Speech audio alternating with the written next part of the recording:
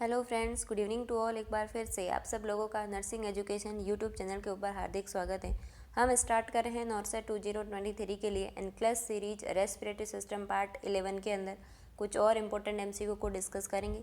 जैसे ही हमारा respiratory system के एमसीक्यू कंप्लीट होंगे उसके बाद में हम एंडोक्राइन सिस्टम को पढ़ेंगे।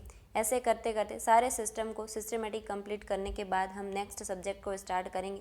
सारे सब्जेक्ट को नॉर्सेट से पहले आपके साथ में एमसीक्यू के साथ में एक्सप्लेन किया जाएगा। इसके अलावा कुछ शॉर्ट टॉपिक जो ज़्यादा इंपॉर्टेंट रहते हैं उनका अलग से थ्योरेटिकल वीडियो अपलोड कर दूंगी मैं इस चैनल के ऊपर। तो आप लोगों को अच्छे से कंसंट्रेशन के साथ में हर चीज़ को पढ़ना है, हर एमसीक्यू के रैशनल को समझना है। राजस्थान के अंदर रीट ग्रेड 3 का जो टीचर्स का एग्ज़ाम चल रहा है उसकी वजह से नेट ऑफ है, तो इसलिए वीडियो अपलोड करने में थोड़ा सा इश्यू है। इस चीज़ का आपको ध्यान रखना है, अंडरस्टैंडिंग रखनी है। कुछ लोग राजस्थान से होंगे तो उनको पता है, कुछ लोग राजस्थान से नहीं हैं, आउटसाइड के हैं, तो उनको बता देती हूँ कि यहाँ पे नेटवर्क बंद रहेगा जब तक यहाँ एग्ज़ाम है 2-3 दिन तक, तो नेट नहीं है, इसलिए वीडियो अपलोड करना थोड़ा सा मुश्किल हो रहा है। आज का हमारा फर्स्ट एमसीक्यू आपके लिए, the exercise that would be most beneficial for a client with COPD. जो मरीज सीओपीडी का है उनके अंदर कौन सी एक्सरसाइज जो है आप परफॉर्म करवाएंगे और मरीज़ के लिए क्या है बेनिफिशियल है, ये आपको बताना है। ऑप्शन ए के अंदर लिखा है कंट्रोल्ड कफिंग, ऑप्शन बी के अंदर लिखा है स्पायरोमीटर यूज़, ऑप्शन सी के अंदर whistling while excelling, option D के अंदर लिखा है डीप ब्रीथिंग। तो आप सब लोगों ने सीओपीडी के अंदर अब तक क्या पढ़ा है कि सीओपीडी के अंदर कौन सी ब्रीथिंग करवाई जाती है? पर्स्ड लिप ब्रीथिंग करवाई जाती है। कौन सी? Pursed lip breathing. Pursed lip breathing किसके अंदर करवाई जाती है? सीओपीडी के अंदर। ये तो एक टेक्निक है, लेकिन ये इस ऑप्शन के अंदर है ही नहीं, तो अब आपको समझ में नहीं आ रहा कि इसका आंसर क्या होगा। तो हर चीज़ को डिटेल में पढ़ें, हर चीज़ का रीज़न पढ़ें, हर चीज़ का रैशनली समझोगे आप तो आप हर चीज़ का जवाब आसानी से दे सकते हैं। सीओपीडी वाले मरीजों के अंदर क्या होता है, ब्रीथिंग पैटर्न इफेक्टिवली नहीं होता है। ऐसे मरीजों के अंदर जो है इंस्पिरेशन एक्सपिरेशन करने के लिए बहुत ज़्यादा एनर्जी लगती है, इसीलिए ऐसे मरीजों के अंदर डाइट भी कैसी रहती है, हाई प्रोटीन और हाई कैलोरी वाली डाइट रहती है। तो डीप ब्रीथिंग ऐसे मरीजों के अंदर परफॉर्म करवाते हैं। इस डीप ब्रीथिंग का सीओपीडी वाले मरीजों के अंदर क्या बेनिफिट होगा? डीप ब्रीथिंग करने से मरीजों को 2 फायदे होते हैं। क्या?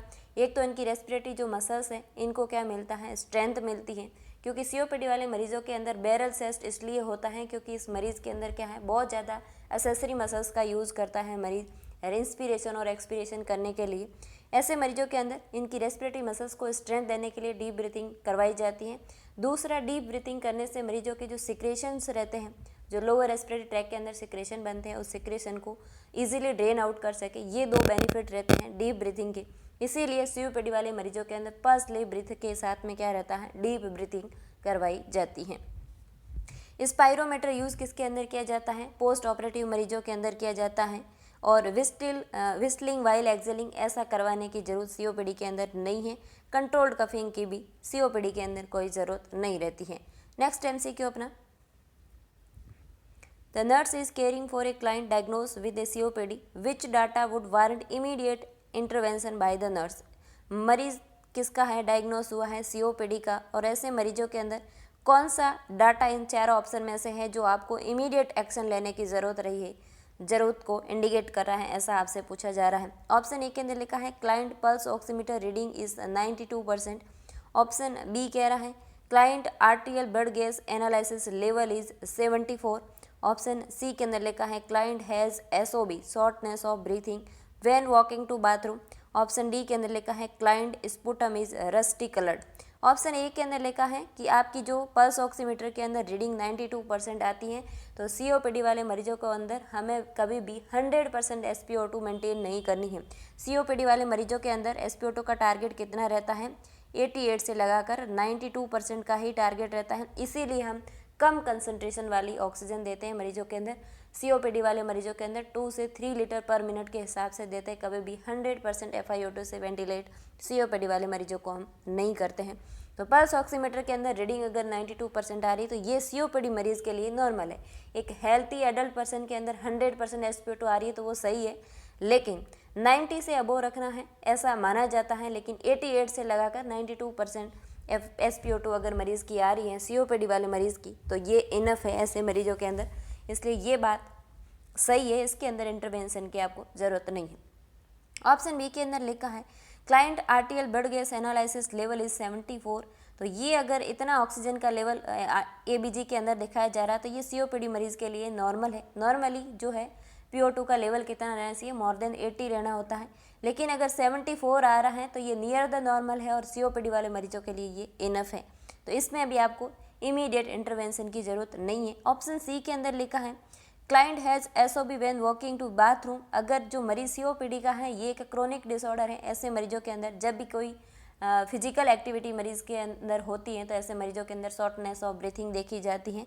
ऐसे मरीजों के अंदर आपको इमीडिएट जो है इंटरवेंशन लेने की ज़रूरत नहीं है। COPD एक क्रोनिक डिसऑर्डर है और ऐसे मरीज जब भी कोई फिजिकल एक्टिविटी करेंगे तो ऐसे मरीजों के अंदर शॉर्टनेस ऑफ ब्रीथ नॉर्मली देखा जाता है, इसलिए इसमें इमीडिएट इंटरवेंशन की ज़रूरत नहीं है। लेकिन उस मरीज़ के अंदर स्पूटम का कलर कैसा है, रस्टी कलर्ड आ रहा है। रस्टी कलर का मतलब है प्लूरेंट, जो आपने प्रूलेंट टाइप का सिक्रेशन पढ़े होंगे, ये अब नॉर्मल है। अगर रस्टी कलर का स्पूटम आ रहा है उस मरीज़ के अंदर, इसका मतलब उस मरीज़ को जो है न्यूमोकोकल निमोनिया का इन्फेक्शन हो गया है। पहले उसको COPD था, ऊपर से अब न्यूमोकोकल निमोनिया हो गया है, यानी कि पहले बाबा जी तो पहले से ही ख़राब थे, ऊपर से और बबूती लगा लिए, तो ये कंडीशन मरीज़ के लिए ज़्यादा क्रिटिकल हो जाएगी।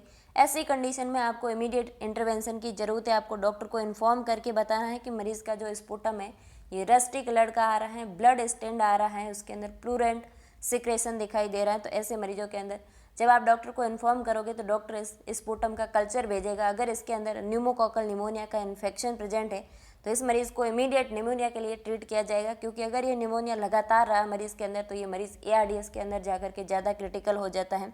इसीलिए अगर रस्टी कलर का स्पूटम COPD वाले मरीजों के अंदर देखा जाता है तो ये इंडिकेट करता है कि इस मरीज़ को COPD के साथ में निमोनिया भी हो सकता है, क्योंकि ये रस्टी कलर्ड स्पूटम किसके अंदर दिखाई देता है, जब मरीज़ को न्यूमोकोकल निमोनिया का इन्फेक्शन होता है तब। तो ये चीज़ आपको इमीडिएट इंटरवेंशन लेना है। इस पर आपको क्या करना है, इमीडिएट डॉक्टर को इन्फॉर्म करना है कि मरीज़ का स्पूटम का कलर ऐसा है। इसीलिए उसके बाद डॉक्टर क्या करेगा, इसका कल्चर करवाएगा। कल्चर रिपोर्ट में अगर निमोनिया पॉजिटिव आता है तो उसके लिए मरीज़ का ट्रीटमेंट किया जाएगा। तो नेक्स्ट MCQ अपना, when assessing a patient with COPD nurse would expect which laboratory finding. ये MCQ जो है भुवनेश्वर एम्स का 2018 में जब एग्ज़ाम हुआ था उसके अंदर एज इट इज़ ऐसे पूछा गया था कि एक मरीज़ COPD का है और उसके अंदर आप क्या लेबोरेटरी वैल्यू जो है एक्सपेक्ट करेंगे, फाइंडिंग करेंगे, ये आपसे पूछा जा रहा है। ऑप्शन ए के अंदर लिखा है मरीज़ के अंदर डिक्रीज ए प्लेटलेट काउंट। COPD ऐसी कंडीशन नहीं है जिसके अंदर थ्रोम्बोसाइटोपेनिया होता है, तो इसको असेस करने की आपको ज़रूरत नहीं है। ऑप्शन बी के अंदर लिखा है increase PaO2 and decrease PaCO2 level. तो मरीज़ के अंदर कभी भी PO2 का लेवल क्या हो जाता है, कम, और इस लेवल किसका बढ़ जाता है, COPD के अंदर CO2 का लेवल बढ़ जाता है। ये बात भी गलत है, इसके अंदर जो है PCO2 बढ़ती है, कभी भी कम नहीं होती है। ऑप्शन सी के अंदर लिखा है एलिवेटेड सीरम कोलेस्ट्रॉल लेवल। तो सीरम कोलेस्ट्रॉल लेवल कभी भी COPD के अंदर नहीं बढ़ता है।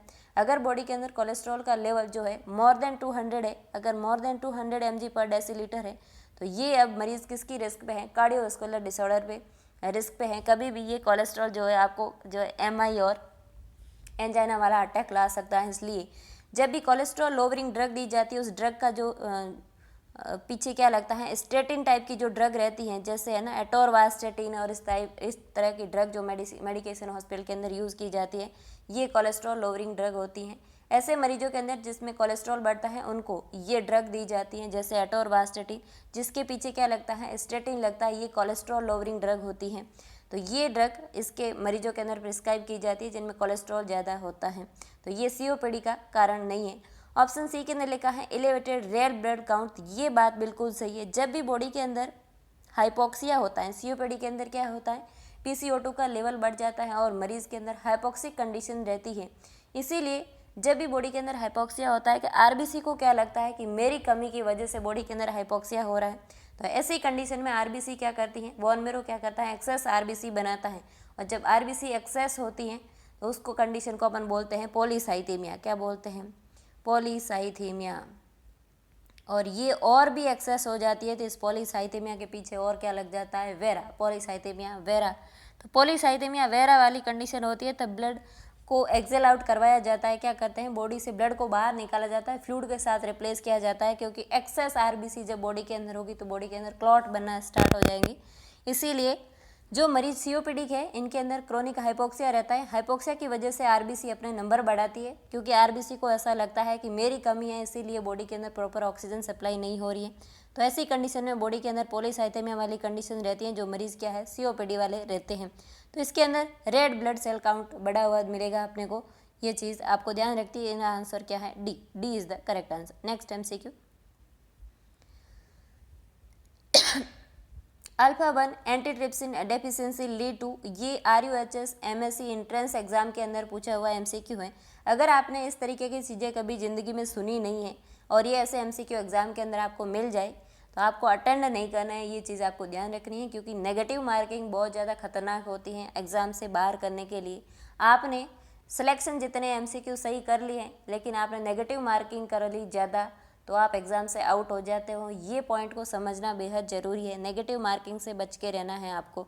अगर आपने ऐसा सुना नहीं है कि अल्फा 1 एंटीट्रिप्सिन टाइप का कोई एंजाइम अपने लंग टिश्यू के अंदर होता है, ऐसा आपने कभी पढ़ा नहीं है, तो आपको ऐसे MCQ एग्ज़ाम के अंदर सॉल्व नहीं करने। अभी तो मैं इसका रैशनल आपको बता दूंगी कि ये ऐसी ऐसी चीज़ है, और फिर कभी आता है तो आपको अटेंड करना है। लेकिन फर्स्ट टाइम अगर आपने ऐसा नहीं सुना है कभी, तो आपको अटेंड करने की ज़रूरत नहीं है, क्योंकि कुछ ऐसे MCQ एग्जाम के अंदर आते हैं जिनको अटेंड नहीं करने होते हैं। ऑप्शन ए के अंदर लिखा है एम्फाइसीमा, ऑप्शन बी के अंदर लिखा है ब्रोंकाइटिस, ऑप्शन सी के अंदर लिखा है पल्मोनरी इडीमा, ऑप्शन डी के अंदर लिखा है ब्रोंकेक्टेसिस। तो अल्फा 1 एंटीट्रिप्सिन डेफिशिएंसी की वजह से कौन सी कंडीशन क्रिएट होती है? तो आपको जवाब देना है एम्फाइसीमा। और एम्फाइसीमा के अंदर क्या होता है? एल्यूलर वॉल का डिस्ट्रक्शन हो जाता है। अल्फा 1 एंटीट्रिप्सिन डेफिशिएंसी, अगर आपने कभी हॉस्पिटल के अंदर ऐसे केसेस भी देखे होंगे, मेनली एम्फाइसीमा का कारण क्या रहता है? जो मरीज टोबैको और स्मोकिंग का ज़्यादा यूज़ करते हैं, ऐसे मरीजों के अंदर क्या है? एल्यूलर वॉल का डिस्ट्रक्शन हो जाता है, और जो नॉर्मल एंजाइम बॉडी के अंदर रहते हैं वो क्या है? ख़त्म हो जाते हैं। इसीलिए मरीजों के अंदर एम्फाइसीमा क्रिएट हो जाता है। लेकिन आपने ऐसे भी 2% केस डायग्नोस हुए होंगे, कभी आपने ऐसा केस देखा होगा जो मरीज़ कहता है कि मैंने कभी ज़िंदगी में सिगरेट, बीड़ी, जर्दा, गुटखा कुछ खाया ही नहीं है, फिर भी मेरे को एम्फाइसीमा हो गया, सीओपीडी हो गया। तो ये कंडीशन ऐसे मरीजों के अंदर होता है। इनमें क्या होता है? जेनेटिकली ये एंजाइम एब्सेंट रहता है। लंग टिश्यू के अंदर अल्फा 1 एंटीट्रिप्सिन एंजाइम रहता है नॉर्मली, लेकिन ऐसे लोग होते हैं जिनके अंदर जेनेटिकली होता ही नहीं है कभी, ऐसे मरीजों के अंदर एम्फाइसीमा क्रिएट हो जाता है, क्योंकि ये एंजाइम उनकी बॉडी के अंदर है ही नहीं, उनके लंग टिश्यू के अंदर है ही नहीं। तो ये एक जेनेटिक एब्सेंट रहता है, जेनेटिकली उनके ऐसा जो है ये एंजाइम बॉडी में नहीं है, लंग टिश्यू के अंदर नहीं है, तो उन लोगों को ये चीज़ हो जाती है, क्योंकि अदर एंजाइम इसके अगेंस्ट काम करते हैं और एल्यूलर वॉल को डिस्ट्रक्ट कर लेते हैं। इसीलिए ऐसे मरीजों के अंदर जो है कौन सी कंडीशन क्रिएट हो जाती है? एम्फाइसीमा या सीओपीडी वाली कंडीशन जो है क्रिएट हो जाती है। ये चीज़ आपको ध्यान रखनी है। Next MCQ, which of the following drug is not available as a metered dose inhaler? जब आप MDI देते हो मरीज़ के अंदर, जो मरीज़ अस्थमेटिक रहते हैं, ऐसे मरीजों के अंदर स्टीरॉयड और क्या चलता है? ब्रोंकोडायलेटर ड्रग देते हैं, जो मरीज़ कैसे रहते हैं? अस्थमा वाले जो मरीज़ रहते हैं उनके अंदर। तो MDI के अंदर जो पफ के अंदर जो कौन सी ड्रग आती है, ये आपसे पूछा जा रहा है, और इसमें ये पूछा है कि कौन सी ड्रग उस पफ के अंदर नहीं होती है, MDI के अंदर नहीं होती हैं। तो साल्बुटामोल, एम्नियोफाइलिन, एल्बुटेरोल और टर्बुटालिन।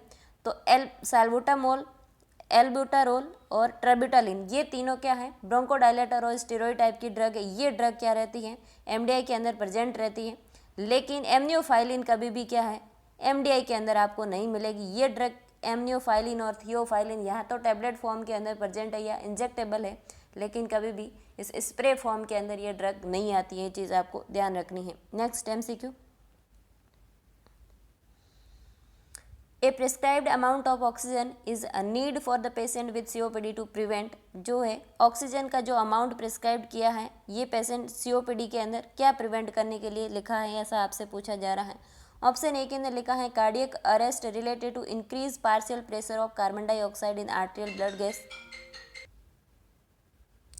ऑप्शन बी में लिखा है inhibition of respiratory hypoxic stimulation. Option C के अंदर लिखा है circulatory overload due to hypervolemia. Option D के अंदर लिखा है रेस्पिरेटरी एक्साइटमेंट।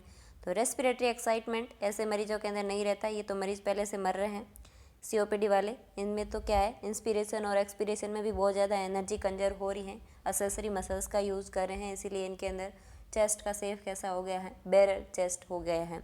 तो सर्कुलेटरी ओवरलोड और हाइपर वॉल्यूम वाली कंडीशन सीओपीडी नहीं है। ऑप्शन ए के अंदर लिखा है cardiac arrest related to increase partial pressure of carbon dioxide in arterial blood gain. Carbon dioxide COPD वाले मरीजों के अंदर बढ़ती हैं, लेकिन इससे कार्डियक अरेस्ट नहीं होता है। ऑप्शन बी के अंदर बिल्कुल सही लिखा है इनहिबिट ऑफ हाइपोक्सिक स्टिमुलेशन को, रेस्पिरेटरी हाइपोक्सिक स्टिमुलेशन को। आपको एक चीज़ ध्यान रखनी है, आपकी बॉडी के अंदर अगर आपको पता हो, आपने नर्व सिस्टम को अच्छे से पढ़ा हो, आपका जो मेडुला ऑब्लिंगेटा वाला जो पार्ट है उसके अंदर अपना रेस्पिरेटरी सेंटर रहता है। रेस्पिरेटरी सेंटर के अंदर दो कीमोरिसेप्टर्स रहते हैं, एक होता है एपनिक रेस्पिरेटरी सेंटर, एक होता है न्यूमेटिक रेस्पिरेटरी सेंटर। एक आपके इंस्पिरेशन को इनहिबिट करता है, दूसरा आपके एक्सपिरेशन को इनहिबिट करने वाला सेंटर होता है। और उसी के रिदम में जब वो प्रॉपर काम कर रहा है, उसी के रिदम में आपका इंस्पिरेशन और एक्सपिरेशन चलता है। आपको एक चीज़ ध्यान रखनी है कि आपके उस रेस्पिरेटरी सेंटर को स्टिमुलेट करने के लिए कौन सी गैस का होना जरूरी है, CO2। जब भी बॉडी के अंदर हाइपोक्सिया होगा और CO2 बढ़ेगी तो आपका ब्रेन के अंदर रेस्पिरेटरी सेंटर स्टिमुलेट होगा और आपको ना चाहते हुए भी सांस लेनी पड़ेगी। वो कंडीशन कौन सी है, मरीज़ के अंदर जब भी हाइपोक्सिया रहता है, इसीलिए मरीज़ का रेस्पिरेटरी सेंटर इनहिबिट जो है स्टिमुलेट होता है और वो क्या करता है, आपको इंस्पिरेशन और एक्सपिरेशन वाली प्रोसेस करवाता है। COPD वाले मरीजों के अंदर जब अपन ऑक्सीजन देते हैं वो 2 से 3 लीटर क्यों देते हैं, 2 से 3 लीटर पर मिनट के हिसाब से COPD वाले मरीजों के अंदर ऑक्सीजन डिलीवर करते हैं। और इनकी SpO2 मेंटेन कितनी करते हैं अपन, 88 से 92%। इसका क्या रीज़न है कि थोड़ा सा हाइपोक्सिक स्टिमुलेशन इनके अंदर रखना जरूरी है, वरना ये जो है इंस्पिरेशन और एक्सपिरेशन करना ही भूल जाएंगे। इनके अंदर इन चीज़ों का क्या हो जाएगा, रेजिस्टेंस आ जाएगा। इसीलिए मरीजों के अंदर लो ऑक्सीजन लेवल दिया जाता है, कभी भी 100% FiO2 के साथ वेंटिलेट नहीं किया जाता है। तो हाइपोक्सिया ही है जो आपकी रेस्पिरेटरी सेंटर को स्टिमुलेट करता है, तभी आप इंस्पिरेशन और एक्सपिरेशन की प्रोसेस करते हो, रेस्पिरेशन वाला प्रोसेस कंप्लीट करते हो। तो ये जो अमाउंट ऑफ ऑक्सीजन प्रिस्क्राइब किया है COPD वाले मरीजों के अंदर, ये किसके लिए, inhibit of respiratory hypoxic stimulation को इनहिबिट करने के लिए किया हुआ है। तो इसका आंसर क्या है, B is the correct answer. Next MCQ, epistaxis management include the following action except. ये MCQ GMCH 2019 के अंदर नर्स ग्रेड 2 के अंदर पूछा हुआ है एज इट इज़। जब भी कहीं भी बॉडी के अंदर ब्लीडिंग हो और वहाँ आप क्या नर्सिंग प्रायोरिटी पूछे तो आपको सबसे ज़्यादा याद रखने वाली लाइन क्या है, डायरेक्ट प्रेशर आपको अप्लाई करना है। किसी भी पार्ट से अगर ब्लीडिंग हो रही है तो आपको सबसे पहले क्या करना है, डायरेक्ट प्रेशर अप्लाई करना है और उसके बाद में बाकी के इंतजाम करने हैं। ऑप्शन ए के अंदर लिखा है allowing the patient to sneeze. Option B के अंदर लिखा है applying pressure by pinching the nose. Option C के अंदर लिखा है applying ice over the nose. Option D के अंदर लिखा है keeping the patient in sitting position with the neck flex. जब भी मरीज के अंदर ब्लीडिंग हो तो मरीज को क्या करना है, सिटिंग पोजीशन में बैठाना है और नेक को फ्लेक्स करना है आगे फॉरवर्ड, ये बात सही है। ऑप्शन बी सी के अंदर लिखा है applying ice over the knows, ये बात भी बिल्कुल सही है। आइस जो होता है ये क्या करता है, वैसो कॉन्स्ट्रिक्शन करवाता है। क्या करवाता है, वैसो कॉन्स्ट्रिक्शन कौन करवाता है, आइस करवाता है ना। कि कोल्ड एप्लीकेशन जब भी अपन अप्लाई करते हैं तो इसका प्राइमरी इफेक्ट कैसा रहता है, वैसो कॉन्स्ट्रिक्शन। जब भी वेसल्स का कॉन्स्ट्रिक्शन होगा तो ब्लीडिंग रुक जाएगी, ये बात भी सही है। ऑप्शन बी के अंदर लिखा है apply pressure by pinching the knows, ये तो आपको सबसे पहले करना ही है। जब नोज ब्लीड हो रहा है, एपिस्टेक्सिस का मतलब होता है नोज ब्लीड। जब नोज ब्लीड हो रहा है तो आपको क्या करना है, नोज को पिंच करना है, ये आपको करना है। लेकिन मरीज़ को क्या है, छींकने के लिए ये आपको अलाउ नहीं करना है। जैसे ही मरीज़ ज़्यादा स्नीजिंग करेगा तो उससे ब्लीडिंग और ज़्यादा होगी, रुकेगी नहीं। तो ये बात क्या है, इनकरेक्ट है। यही आपको पूछा गया है क्योंकि इसके पीछे क्या लगा हुआ है, एक्सेप्ट। इस समय इस वर्ड को अच्छे से पढ़े एग्जाम के अंदर, कई बार एक्सेप्ट लिखा हुआ होता है, कभी एक्सपेक्टेड लिखा हुआ होता है ना। इन दोनों वर्ड के अंदर मीनिंग है। एक्सेप्ट का पूछे तो आपको एक को निकालना है गलत करके, और एक्सपेक्टेड पूछे तो उसके अंदर क्या होगा वही बताना है। ऐसे चीज़ों को आपको ध्यान रखना है। MCQ की लैंग्वेज को अच्छे से पढ़े, उसके बाद जवाब दे। कई बार आपको हर चीज़ आपने बहुत अच्छे से पढ़ी हुई होती है, लेकिन आप उस MCQ की लैंग्वेज को नहीं समझ पाते और आप क्या करते हो, पढ़ते ही सीधा गलत जवाब लगा देते हो और फिर आपका नॉलेज कहीं काम नहीं आता है, आप उस एग्ज़ाम से बाहर हो जाते हो। ये चीज़ का आपको ध्यान रखना है। तो मरीज़ को स्नीजिंग के लिए अलाउ नहीं करना है। बाकी तीनों वाली चीज़ें जो है, अगर एपिस्टेक्सिस हो रहा है तो ये तीनों इंतजाम करने हैं। Next MCQ, A pediatric patient has been diagnosed with right lower lobe pneumonia. Upon auscultation of the lung field, the nurse would expect to hear which breath sound. एक मरीज़ क्या है, राइट लोअर लोब का pneumonia है, बच्चा क्या है, paediatric patient है और निमोनिया उसको है। जब आप अस्कल्टेशन कर रहे हो लंग फील्ड को तो कौन सी साउंड आपको सुनाई देगी, ये आपसे पूछा जा रहा है, कौन सी ब्रीथ साउंड आपको सुनाई देगी। ऑप्शन ए के अंदर लिखा है रोंकाई, ऑप्शन बी के अंदर लिखा है स्ट्राइडर, ऑप्शन सी के अंदर लिखा है क्रैकल साउंड और ऑप्शन डी के अंदर लिखा है विजिंग साउंड। तो विजिंग साउंड पहले से ही बाहर हो गई क्योंकि ये किसके अंदर प्रेजेंट रहती है, अस्थमा वाले मरीजों के अंदर, जो मरीज क्या है अस्थमा वाले उनके अंदर रहती हैं। और क्रैकल्स जो स्ट्राइडर साउंड है ये किसके अंदर देखी जाती है, जो मरीज कैसे होते हैं लैरिंजाइटिस के, कैसे होते हैं लैरिंजाइटिस के जो मरीज रहते हैं, लैरिंजाइटिस वाले जो मरीज रहते हैं उनके अंदर क्या देखा जाता है स्ट्राइडर साउंड। और इस स्ट्राइडर साउंड का दूसरा नाम है हॉर्सनेस ऑफ वॉइस। मरीज क्या है एकदम मोटा मोटा सा बोलेगा क्योंकि उसके लैरिंग्स का क्या है इन्फ्लामेशन हो गया है, उसको बोलते हैं अपन स्ट्राइडर साउंड। और रोंकाई निमोनिया के अंदर होती है, लेकिन ये निमोनिया किसका है, राइट लोअर लोब का है। ऐसे जब लोअर लोब की बात आए तो फ्लूइड ग्रेविटी से कहाँ रहता है, लोअर लोब के अंदर रहता है, हमेशा लोअर रहता है। जब भी आपने कभी भी आईसीडी वाले प्रोसेस को पढ़ा है तो जब भी न्यूमोथोरेक्स होता है तो आईसीडी को अपन सेकंड और थर्ड इंटरकोस्टल स्पेस के अंदर इंसर्ट करते हैं। और जब मरीज के अंदर हीमोथोरेक्स या पायोथोरेक्स रहता है तो अपन आईसीडी को क्या करते हैं सेवंथ और एट्थ इंटरकोस्टल स्पेस के अंदर डालते हैं। इसका क्या मतलब है, एयर हमेशा ग्रेविटी से अपर रहती है और फ्लूइड हमेशा ग्रेविटी से लोअर साइड रहता है। इसीलिए ऐसे मरीजों के अंदर स्ट्राइडर नहीं होकर, रोंकाई साउंड नहीं होकर के कौन सा साउंड दिखाई देगा, क्रैकल साउंड। क्रैकल साउंड कौन से मरीजों के अंदर सुनाई देता है, जो मरीज पल्मोनरी इडीमा वाले होते हैं। ये तो हमने पढ़ रखा है कि पल्मोनरी इडीमा वाले मरीजों के अंदर होता है। लेकिन ये निमोनिया भी किस साइड का है, लोअर, राइट लोअर लोब का है। और लोअर लोब जहाँ पे निमोनिया हुआ है, निमोनिया में क्या होता है इन्फेक्शन होता है, जहाँ पे इन्फेक्शन होगा वहाँ पे सिक्रेशन बनेंगे और वो सिक्रेशन लोअर साइड है तो वहाँ पे साउंड कैसी आएगी, क्रैकल साउंड आएगी। ये इसका आंसर सी इसीलिए राइट है। बाकी नॉर्मली रोंकाई साउंड निमोनिया वाले मरीजों के अंदर देखा जाता है और क्रैकल साउंड जो है पल्मोनरी इडीमा वाले मरीजों के अंदर देखा जाता है।